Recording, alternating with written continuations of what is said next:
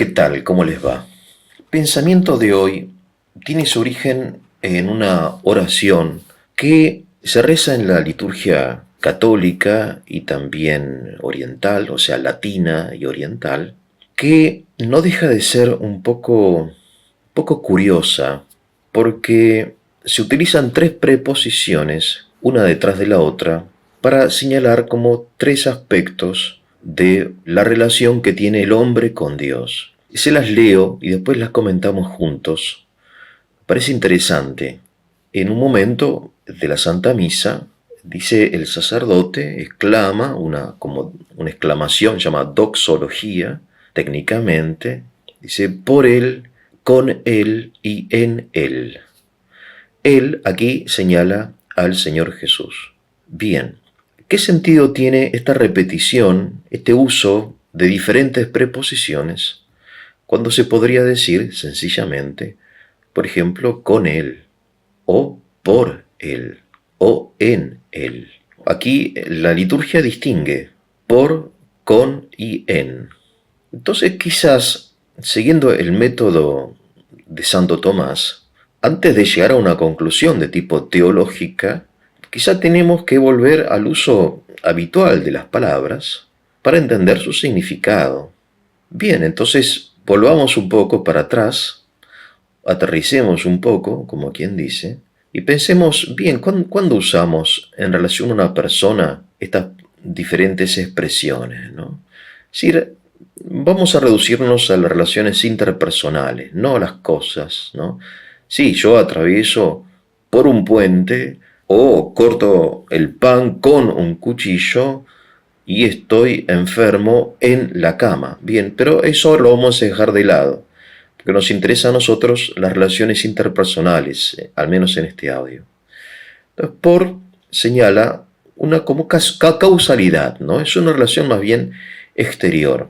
Si uno piensa acerca de la vida humana, lo primero que entiende es que la vida humana surge por los padres, ¿no? El por aquí designa a causa de, gracias a, ¿no? Es decir, nosotros existimos por nuestros padres. Y este tipo de relación exterior que nosotros tenemos con otras personas, no solamente con nuestros padres, sino con infinidad de personas que hacen posible la vida, ¿no? Es decir, por ejemplo, el conocimiento que tenemos de muchas cosas, de geografía, de historia, no sé, de matemáticas o conocimientos más elevados que recibimos en la universidad, lo recibimos a través o por, a causa de, gracias a nuestros profesores o maestros, etcétera, ¿no?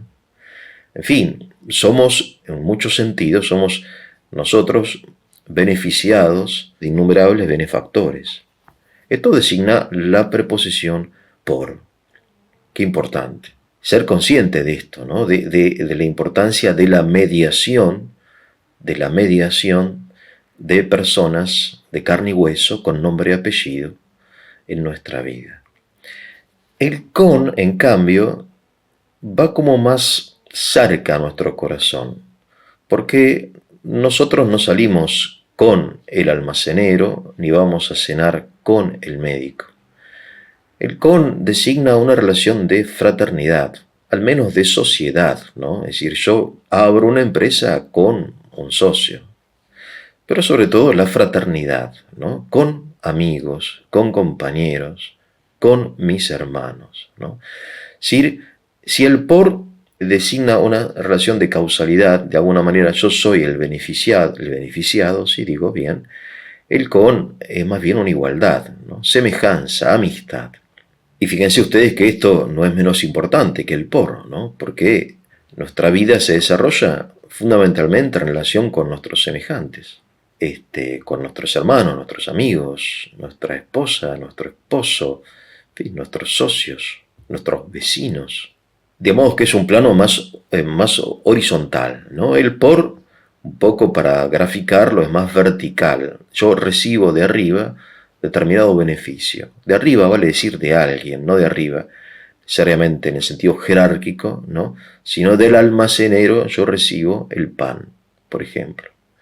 Bien, el con es más bien algo más horizontal más afectivo, supone una relación afectiva, un interés común. En cambio, y siguiendo adelante, el en supone ya una compenetración. Yo no puedo decir que estoy en una persona, no estoy en el almacenero, ¿no? Sería una locura. Pero sí puedo señalar con en la relación esponsal, porque sí, en efecto, la relación esponsal entre el varón y la mujer es una relación de compenetración. Es así que en la Biblia se dice que ellos dejarán su casa paterna y serán una sola carne. De modo que él está en ella y ella está en él, ¿no? Desde el punto de vista estrictamente racionalista, esto no tiene sentido, porque entre las cosas materiales no puede haber una compenetración. No puedo decir que dos cosas ocupan el mismo lugar. No, no. Pero dos almas sí pueden estar en el mismo cuerpo. Por eso tenemos aquí el en, que es más difícil de entenderlo para las mentes, las personas que están como limitadas por determinada forma racionalista de pensar, ¿no? Pero de hecho es así. Por eso San Pablo insiste en esto, ¿no? Dice que, por ejemplo, que el marido, cuando ama a su mujer, se ama a sí mismo. Y cuando ella lo ama a él, también se ama a sí misma, porque son una sola cosa, ¿no? Esta dimensión que señalamos con la preposición en es de enorme importancia y no hay que descuidarla. ¿Por qué? Porque un poco se aplica también a todas las cosas, ¿no? En fin, yo estoy en una reunión familiar, ¿no? Con mis hermanos, mis padres, mis parientes, mis primos, ¿no? Y no hago nada y estamos todos sentados y estamos en la reunión. Y eso nos pone ya contentos, ¿no? Estar en significa estabilidad, ¿no? Forma permanente. Por eso es distinto, por ejemplo, ir a la iglesia que estar en la iglesia.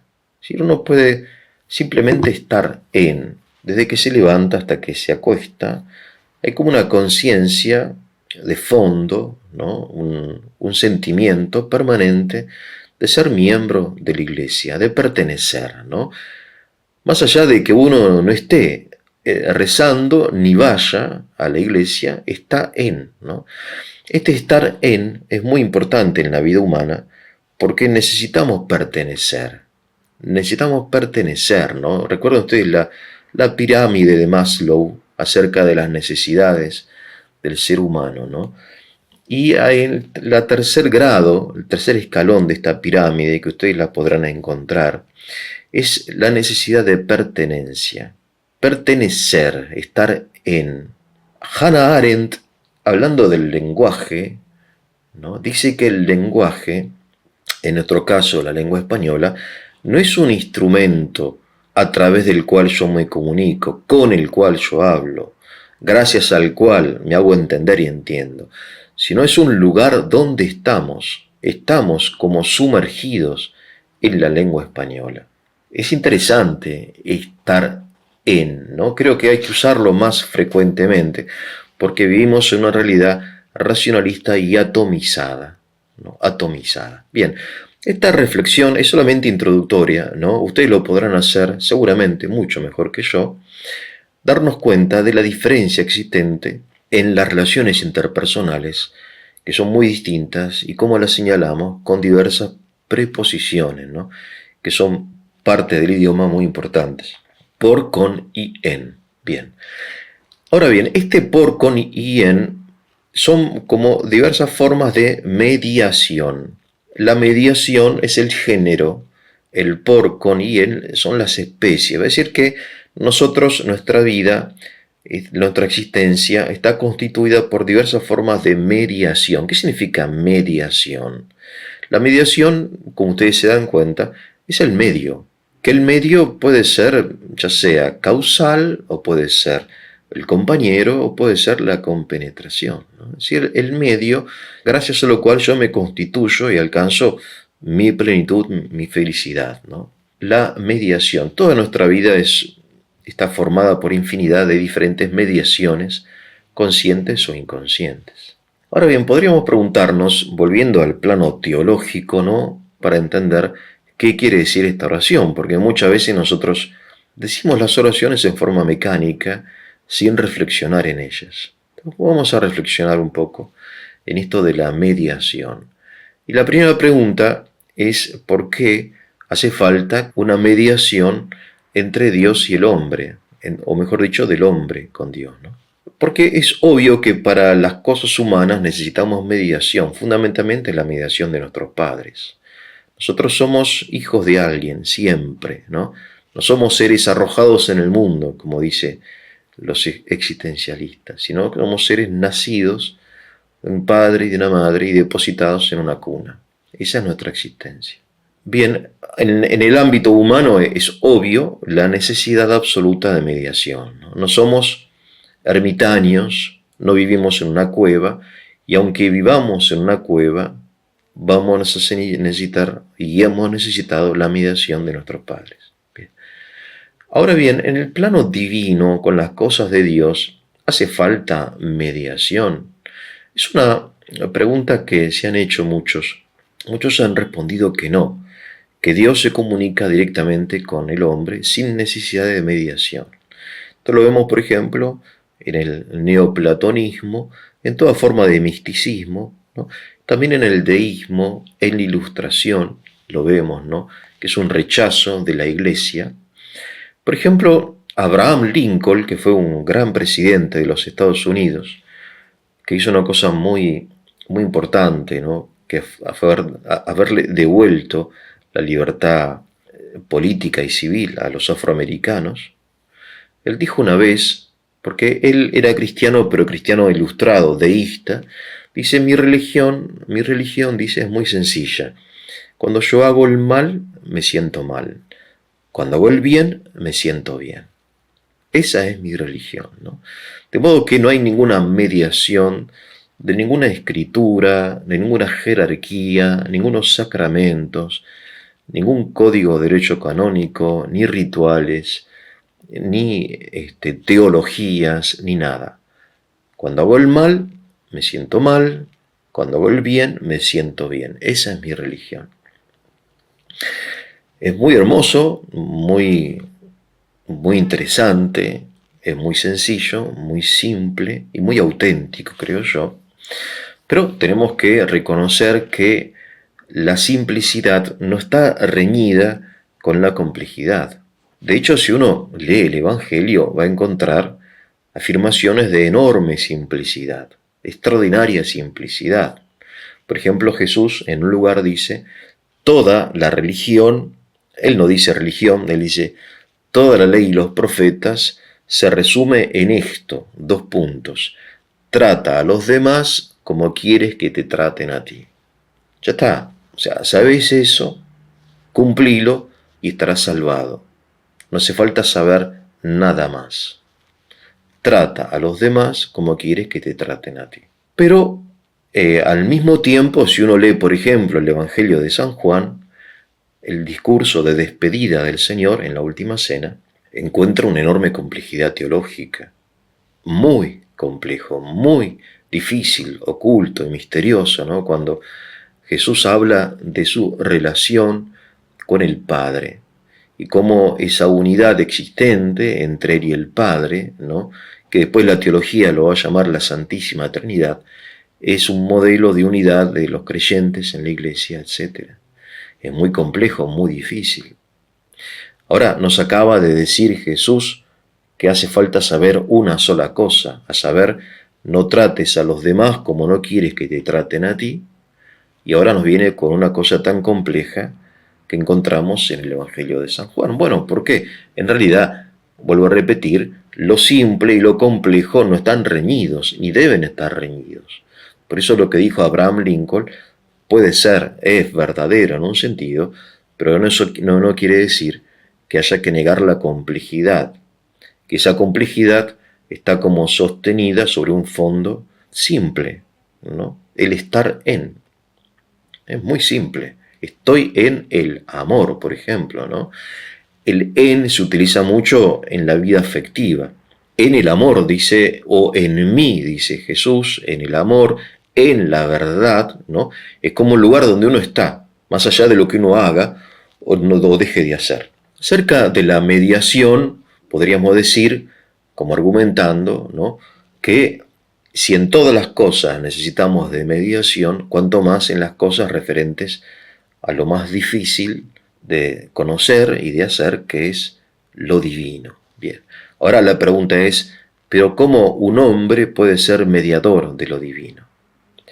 Acerca de esto, San Agustín tiene como una reflexión muy interesante, donde de alguna manera él llega, como argumentando, a la necesidad de Cristo. Dice que el mediador no puede ser solamente Dios, porque Dios es invisible, pero tampoco puede ser solamente hombre, porque el hombre es visible, pero es falible. Dios no es falible, pero es invisible, es inconcebible, es incognoscible. Dios. El hombre, el vecino, la vecina, es como yo, un ser humano, pero no puedo confiar totalmente en él, en las cosas de Dios, porque no es Dios. Solamente Dios puede conocer a Dios, ¿no? Entonces él llega como, obviamente después de la revelación, llega como a decir que, bueno, que el mediador ideal, ¿no? Tiene que ser y Dios y hombre, y Dios y hombre, ¿no? Ahora esta mediación que está expresada en esta doxología, ¿no? Por él, con él y en él, tiene como tres aspectos. El por, que hace referencia a la causalidad, digamos, ¿no? Es decir, es por Cristo que nos llega el perdón, la gracia, en fin, la verdad por él, ¿no? Es decir, es el puente. El con él hace referencia fundamentalmente a la humanidad de Cristo, al hecho de que él, siendo hombre, comparte con nosotros la existencia humana y nosotros compartimos su propia existencia, ¿no? Un poco el Evangelio, que es un texto biográfico fundamentalmente de la vida de Jesús, es un poco el reflejo de la vida de cada hombre, ¿no? Su nacimiento, su desarrollo, sus problemas, su muerte, su resurrección, ¿no? Es con él. Por eso Jesús insiste mucho, sobre todo al final de su predicación, en esta relación como de compañerismo, de amistad, de comunión, de coinonía con sus discípulos. Y finalmente en él, ¿no? En él que hace referencia fundamentalmente al Espíritu Santo, al Espíritu de Cristo. San Pablo llama al Espíritu Santo el Espíritu de Cristo, ¿no? Es decir, es el lugar donde estamos en la iglesia, en el Espíritu, en el amor, independientemente, digo, de lo que podamos hacer o no hacer. Por Él, con Él, en Él. Bueno, es una breve introducción, ustedes lo podrán desarrollar mucho mejor que yo. Si fue de su utilidad, entonces les voy a pedir que le pongan el like, se suscriban y quizá lo compartan para la difusión de El Tesoro de la Isla. Con esto me despido, que tengan un muy buen día.